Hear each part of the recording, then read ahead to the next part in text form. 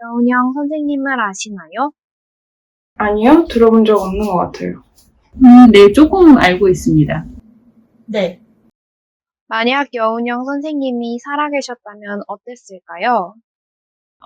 지금 현재 북한과 우리나라와의 관계보다는 조금 더 나은 관계로 발전되어 있지 않았을까라는 생각을 좀 들긴 하네요. 여운형 선생님 암살당하셨잖아요.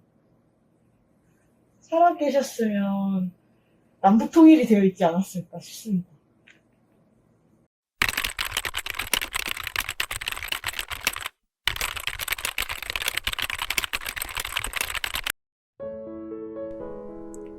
(1886년 5월) 경기도 양평군에서 태어난 여운형은 14세에 배제학당에 입학해 기독교를 접했습니다.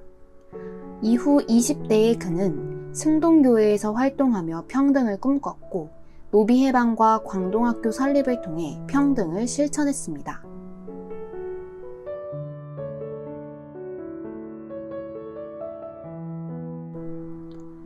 한일합병 이후 여운형은 중국 망명을 택했습니다. 중국 망명 4년 후 민족 자결주의에 주목하며 파리 강화회의에 신윤 청년단을 파견해 독립을 청원하고자 했습니다. 이는 일본이 여운형을 회유하고자 일본으로 초청한 계기가 되었으나 역설적으로 그는 제국 호텔 기자회견에서 조선 독립의 당위성을 주창했습니다. 일본에서 상해로 돌아온 여운형은 민족 자결주의가 조선 독립을 보장하지 못하자 사회주의에 매료되었고 독립자금 원조를 받고 독립에 가까워지고자 고려공산당에 가입했습니다. 이후 여운형은 서적 번역, 중한 호조사, 중국 혁명운동 등에 참여했으나 중국 정세의 변화로 이후 행보는 수월치 않았습니다. 여운형은 상해에서 체포되어 3년간의 수감 생활 후 1933년 조선중앙일보 사장으로 국내 항일운동을 시작합니다. 한 해 동안 13차례의 경고를 받을 만큼 일제에 맞선 그는 1936년 일장기 말소 사건을 터뜨린 후 잦은 휴관했고 복관을 조건으로 한 일본과의 타협을 뿌리치고 패관을 선택합니다. 이후 지속된 일본의 회유를 거부한 여운형은 2차 투옥이 되었지만 추록 직후 조선민족해방연맹 조직과 조선건국동맹 결성을 통해 서대문 형무소에서 구상한 독립 준비를 실시하며 자신의 꿈이었던 독립을 위해 마지막까지 노력했습니다. 1945년 8월 15일 조선 독립을 마주한 여운형은 멈추지 않고 자주적 국가 수립을 꿈꾸었습니다.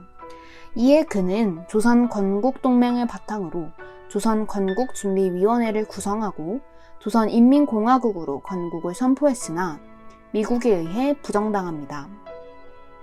이후 한국의 국가 수립은 미소 공동위원회에서 논의되는데 미국과 소련의 타협이 쉽지 않자 국내에서는 이승만이 남한 단독정부 수립을 주장했고 여운형은 이에 반대하며 좌우합작운동을 통해 자주적 국가 수립에서 나아가 통일 국가 수립을 지향했습니다.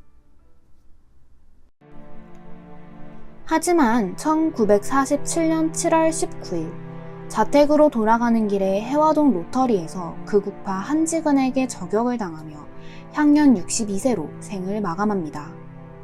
그의 죽음으로 통일 국가 수립은 좌절되고 남한의 단독 정부가 수립되며 한반도는 분단의 길을 걷게 됩니다. 평등의 실천, 독립, 자주적 국가 수립, 통일 국가 수립. 개인이 꾸었던 찬란한 꿈의 이야기를 들으신 여러분들의 생각은 어떠한가요? 우리에게는 분단 국가이기 때문에 해결해야 하는 과제가 있습니다. 분단으로 인한 미중의 갈등과 전쟁의 불안 속에서 살아가고 있는 우리는 이루어지지 않은 여운형의 마지막 꿈인 통일 국가를 위해 다름을 이해하고자 하는 마음가짐부터 차근차근 노력해 나아가야 할 것입니다.